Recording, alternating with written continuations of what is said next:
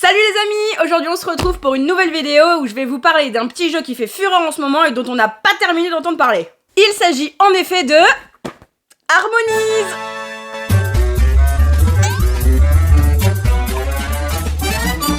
C'est un jeu de Johan Benvenuto et il est dessiné et illustré par Maeva da Silva. Moi personnellement je le trouve magnifique. C'est un jeu pour 1 à 4 joueurs à partir de 10 ans et plus et pour des parties d'à peu près 30 minutes.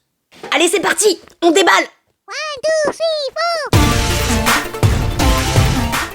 Ok, donc voilà comment ça va se passer. Dans Harmonize, on va essayer de construire des paysages en plaçant des jetons colorés pour tenter de remplir des territoires et gagner des points de façon tactique et assez intelligente.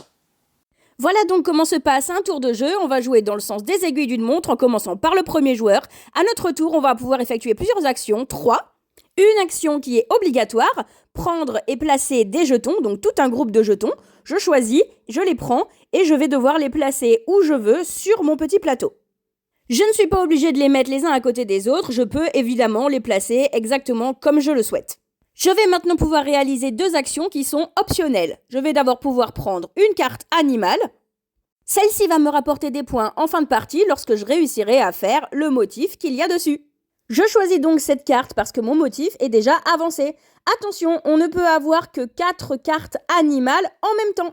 La troisième action que je peux réaliser et qui n'est pas obligatoire est de poser un cube animal. Lorsque je prends une carte animale, je vais poser le nombre de cubes adéquats dessus et je pourrai les enlever un à un dès que j'aurai réalisé un motif. Lorsque j'aurai posé un jeton bleu, je pourrai donc terminer mon motif et placer mon premier cube animal. Pour placer les autres cubes, il faudra que je fasse mon motif plusieurs fois. Et voilà, mon tour étant terminé, je vais réapprovisionner la rivière de cartes afin de toujours en avoir 5 et je vais repiocher 3 jetons que je vais remettre à l'emplacement des jetons. Et voilà, mon tour est terminé. C'est donc au deuxième joueur de jouer son tour. Il va donc refaire la même chose, il va choisir un tas, il va le placer chez lui de la façon qui lui correspond le mieux. Ici, il va placer ça comme ça et récupérer cette carte pour pouvoir entamer son motif. On peut voir qu'il ne lui reste plus qu'un pion jaune à mettre pour pouvoir réaliser son motif une première fois. Son tour est alors terminé, il va faire comme moi avant, il va remettre 3 petits pions là où il en manquait. Et voilà, c'est terminé, il va remettre une carte dans la rivière. Et c'est au joueur suivant. Passons maintenant aux règles de placement des jetons, c'est quand même le plus important pour marquer des points. On va commencer par les arbres. 2 troncs ensemble ne rapportent aucun point. Un arbre seul rapporte 1 point, un arbre sur un seul tronc rapporte 3 points et un arbre sur 2 troncs en rapporte 7. À part ça, les arbres n'ont pas de conditions de pose particulières, ils peuvent être placés n'importe où. Passons aux montagnes. Les montagnes fonctionnent comme des chaînes de montagnes, elles doivent systématiquement être les unes à côté des autres pour rapporter des points. Un étage fait 1 point, 2 étages 3 points et 3 étages 7 points. Si une montagne est toute seule isolée avec aucune autre montagne accolée à elle, elle ne rapportera aucun point, peu importe le nombre d'étages qu'elle fait. Passons maintenant au champ. Une zone de champ va vous rapporter 5 points en fin de partie. Une zone de champ doit comporter au minimum 2 champs accolés. Si un jeton champ est tout seul isolé quelque part, il ne rapportera pas de points. Passons maintenant aux bâtiments. Les bâtiments sont toujours à 2 étages. On peut construire un bâtiment sur du caillou, de la brique ou alors du bois. Pour qu'un bâtiment rapporte des points, il faut impérativement qu'il soit entouré de 3 jetons de couleurs différentes. Ici, mon bâtiment est entouré de bois, de briques et d'eau, donc je gagnerai 5 points pour ce bâtiment. S'il n'était entouré en fin de partie que par de l'eau et du bois, je ne gagnerai aucun point. Passons maintenant à la rivière. Plus votre rivière sera longue, plus vous marquerez de points.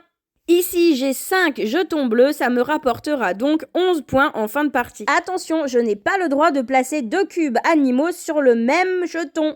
Tous les jetons couleurs comptent pour réaliser des motifs, sauf si ça m'amène à devoir reposer un deuxième cube. C'est pas possible, c'est interdit. Il faudra donc trouver un autre moyen pour se débarrasser de vos cubes en recréant un nouveau motif. Pas d'inquiétude, chaque joueur a une petite tête de jeu qui récapitule un petit peu comment gagner les points et c'est très bien fait. Voilà, vous savez maintenant comment placer vos jetons et faire des points à Harmonize. À vous de trouver les bons combos et d'être les plus astucieux possibles.